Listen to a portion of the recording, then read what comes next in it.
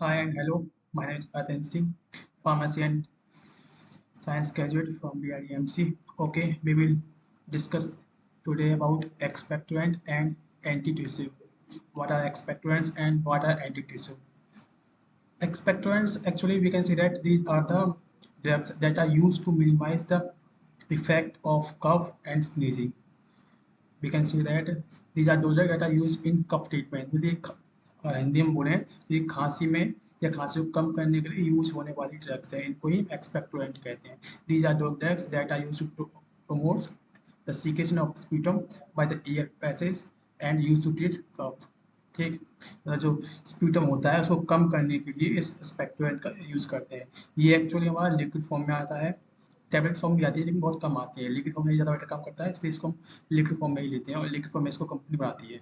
ठीक है. एंटीटिश्यू भी वही होते हैं. These are those drugs that use to suppress the coughing use to treat a dry cough as known as cough suppressant. में ये भी कफ सप्रेसेंट ही होते हैं. ठीक है.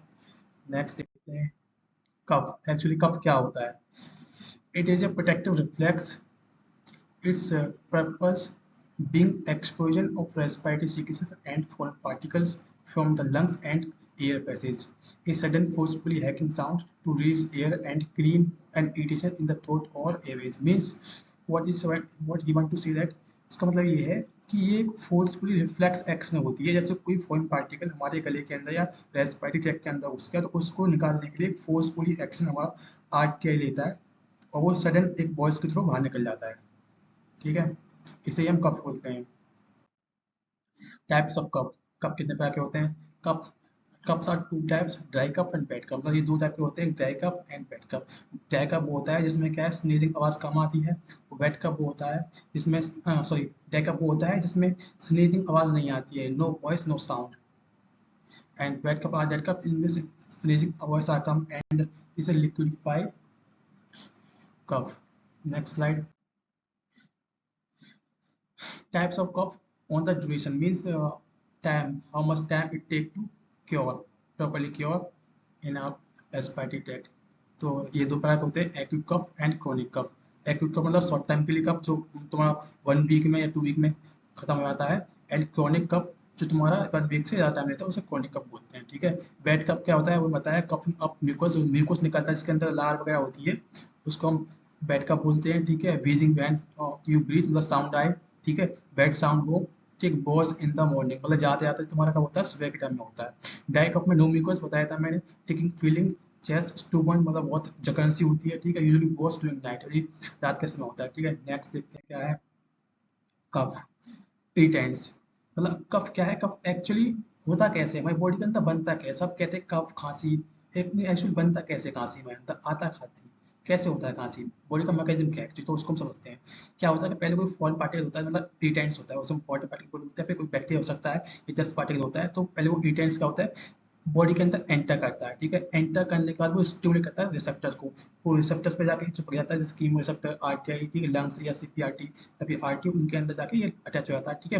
अटैच होने के बाद ये क्या पैरासिम्पैथिक नर्वस सिस्टम पर पहुंच जाता है. ठीक है. और पैरासिम्पैथिक नर्वस सिस्टम क्या है? नर्व्स भेजते हैं डायफ्राम को. डायफ्राम क्या है? एक मसल टिश्यू होती है, हार्ड मसल टिश्यू हमारे लंग्स के नीचे. ठीक है. टू सपोर्ट द लंग्स, और मतलब उसमें क्या इनहेलेशन और एक्सहेलेशन करने के लिए डायफ्राम बना होता है. ठीक है. और वो लंग्स के नीचे होता है. ठीक है. और जब ये नर्व जो पैरासिम्पैथिक सिस्टम है ये नर्व्स के थ्रू सिग्नल भेजता है डायफ्राम के लिए, तो वो क्या ऊपर नीचे होता है. उसकी एक्टिविटी बढ़ने और घटने पर ही क्या हमारी कफ होती है. ठीक है. In case the contraction of diaphragm muscle, मतलब क्या है जब नर्व्स आएंगी तो वो डायफ्राम की कॉन्ट्रेक्टिविटी बढ़ा देगा. ठीक है. और कफ क्या है? कफ क्रिएट हो जाएगी तुम्हारी बॉडी के अंदर, मतलब खांसी बनना शुरू हो जाएगी और एक नोइजी एक्सपायर मतलब एक आवाज के साथ तुम्हारे क्या आवाज निकलेगी, उसे हम कफ बोलते हैं. तो इस तरह से जो हमारी एक इरिटेंट से कफ अंदर बनता है. ठीक है. और ये कफ जो क्रोनिक हो सकती है. ठीक है. और एक्यूट हो सकती है. एक्यूट मतलब थोड़े टाइम के लिए, क्रोनिक मतलब लंबे टाइम के लिए. ठीक है. आगे देखते हैं मैकेनिज्म ऑफ कफ. ठीक है. ये मैंने वही है जो अभी तो आपको सेम समझाया है. रिसेप्टर पे जाके तुम्हारा इरिटेंट अटैच होता है. ठीक है. उसके बाद तुम्हारा क्या होता है? डायफ्राम में तुम्हारा पैरासिम्पैथिक सिस्टम जो है सिग्नल भेजता है. तो जब सिग्नल भेजने के बाद क्या होता है कि वो तुम्हारा कॉन्टेक्ट बढ़ा देता है डायफ्राम का जो लंग्स के नीचे होते हैं. और जब कॉन्टेक्ट बढ़ा देता है तो उसकी कॉन्टेक्टिविटी बढ़ जाती है. कॉन्टेक्टिविटी बढ़ने के कारण ही क्या है तुम्हारा कफ नोइजी साउंड के संग बाहर निकलता है. ठीक. नेक्स्ट नेक्स्ट देखते हैं हम classification of drugs. And expectorant, expectorant मतलब वही जो दवाएं कफ के लिए यूज होती है, उनको हम एक्सपेक्टोरेंट बोलते हैं, ठीक है। एक्सपेक्टोरेंट के अंदर ड्रग्स आती है, ड्रग्स मतलब मेडिसिन, मेडिसिन मतलब टैबलेट्स और सीरप्स ईटीसी, ठीक है। पहले देखते हैं फ्रेंजियल ल्यूमिसेंट, ठीक है, इसके अंदर lozenges, syrups and glycine and liquids आते हैं, ठीक है, लिक्विडाइज, ठीक। फिर क्या एक्सपेक्टोरेंट ग्लूकोकाइनेटिक्स, ठीक है, इसके अंदर सीक्रेशन एनांसर आते हैं, जैसे पोटेशियम सिट्रेट, पोटेशियम आयोडाइड, गुआफेंसिन, ठीक है, टोलवल्सम, ठीक है, बसा का अमोनियम क्लोराइड, ठीक है। फिर म्यूकोलाइटिक्स के अंदर तुम्हारा ब्रोमोहेक्सिन, ठीक है, ये तुम्हारा कॉमन है, फेमडॉक्सिल ऑसिटाइल सिस्टीन, ठीक है, और कार्बोसिस्टीन, ये तुम्हारी टैबलेट्स भी आती है, ब्रोमोहेक्सिन, एम्ब्रोक्सिल और सॉरी एम्ब्रोक्सिलिन, एसिटाइल और सिस्टीन की टैबलेट्स आती हैं और कार्बोसिस्टीन की टैबलेट आती है, ठीक है। फिर एडजुवेंट एंड एंटीट्यूसिव, ठीक है, ये ब्रोंकोडायलेटर्स होते हैं, ये तुम्हें खासकर अस्थमेटिक पेशेंट के लिए दिए जाते हैं, जो मैंने पिछले लेक्चर में पढ़ाया था कि अस्थमेटिक पेशेंट क्या होते हैं, उनके लिए कैसे ड्रग्स दी जाती है। तो सल्बूटामोल टाइप की जो होती है और टबूटालिन, ये तुम्हें अस्थमेटिक पेशेंट के लिए दी जाती है, ठीक है। एंटीट्यूसिव कफ सेंटर सप्रेसेंट, ठीक है, इसके अंदर बहुत सारी कैटेगरी है, पहले ओपियट्स, नॉन ओपियट्स, ठीक है, एंटी हिस्टामिक और पल्मोनरी रिसेप्टर डिप्रेसेंट, ठीक है। तो इसके अंदर कोडिन, इथाइलमोर्फिन और फोलोकोडिन, ठीक है, ये क्या है, ये ऐसे कप है जो तुम्हें लेने के बाद नींद भी आएगी, ठीक है, नींद आएगी, तुम्हारा जो माइंड होगा तुम सप्रेस हो जाएगा, ठीक है, काम करना बंद कर देगा और नींद आ जाएगी। इस तरह से क्या तुम्हारी जो खांसी जो कफ है वो कम हो जाएगी, ठीक है। नॉन ऑपरेट्स, इसके अंदर कोई ऑपरेट्स नहीं होता, ठीक है, कोई नींद नहीं आएगी, ठीक है, ये डायरेक्ट काम करेगा, जैसे नोस्कैपियन, ठीक है, नोस्कैपाइन और डेक्सोथर्मन, ठीक है, और क्लोफिडेनॉल, ठीक है। फिर एंटी हिस्टामिक, ये तुम्हारा हिस्टामिक रिसेप्टर, जैसे हिस्टामाइन होता है ना, उसको कम करने के लिए आती है, जैसे क्लोफिनामिन, ठीक है, और डेफनाडामिन और प्रोमेथाजिन, ठीक है। फिर पल्मोनरी रिसेप्टर तुम्हारा ऑक्सीडाइज, ठीक, ये सारे तुम्हारे ड्रग्स के क्लासिफिकेशन हो गए, ठीक।